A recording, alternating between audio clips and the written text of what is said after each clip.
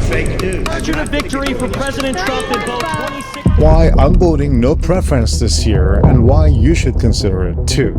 The 2024 presidential election is coming up soon, and most of you guys are probably thinking about voting for one of the two major party candidates, or maybe even leaning towards the Green Party or even the Libertarian Party. All these groups offer a platform of ideas and advocate for certain set of policies and ideologies. But what if you just can't relate to any of these major points that are being offered by any of these platforms? What if none of them are fundamentally aligned with what you believe in? What do you do in that situation? Many people say, well, all you have to do is just to hold your nose and vote for the lesser evil. But is voting for the lesser evil actually good for our democracy? In this video, what I want to do is I want to tell you why the argument for the lesser evil is flawed at its core and what would an alternative option look like. First, let me just introduce you to something that you might probably have not heard about, and that is a no preference or the uncommitted option.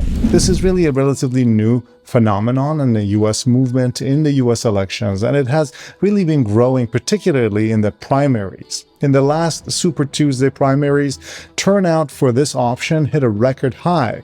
In Massachusetts alone, over 9% of the voters chose no preference, and then across the Super Tuesday states, up to 19% of voters marked themselves as uncommitted, according to poll by the Axios, and that really is huge. Now, the whole basis of this movement is a signal to the politicians. It's a way of saying, hey, we're not happy with what you guys are offering and what our choices are. It's really a form of protest against both parties, and one way of showing that we want better candidates or better politics. But I think it really goes beyond that. I think it's really a way to completely negate the lesser evil argument. Actually, the lesser evil argument really has been around for ages. The idea is that you end up voting for the candidate who will do the least harm, even if they don't fully represent your views. But this argument really has some serious flaws, and let me break it down for you in 5 key points. Number 1, ethical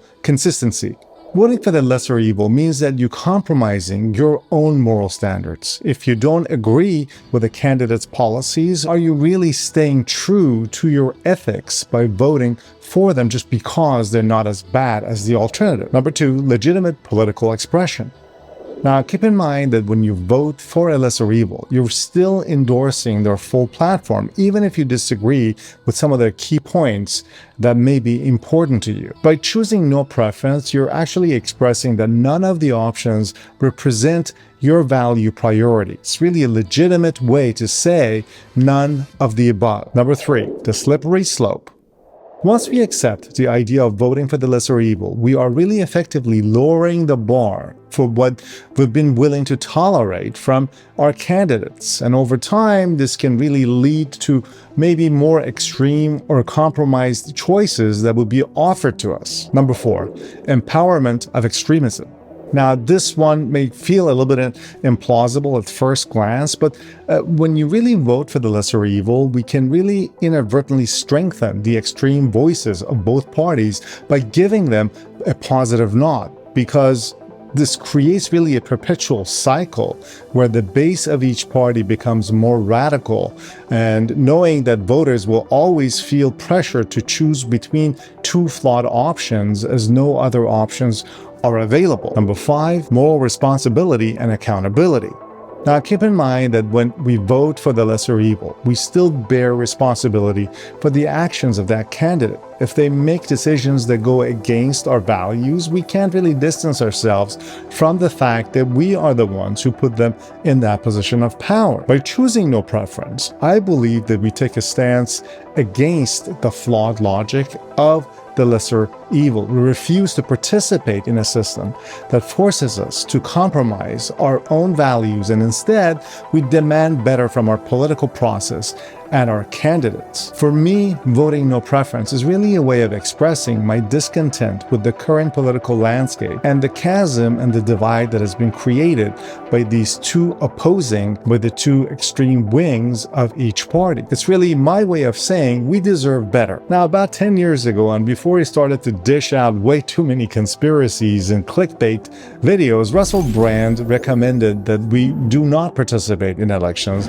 in protests, and not vote vote at all in order to show our discontent with our political options. Now, this is not what I'm trying to say at all, because unfortunately, not voting at all only comes across as a resignation of our duty, as our democratic duty, and also, even worse, it may show apathy, may signal apathy to people about our system, and nobody really cares to investigate the reason for people who don't vote. So we need to show that we are active and we are engaged and we care, but we disagree with the system, and that the best way to do that is through a vote of no confidence in the options by voting no preference.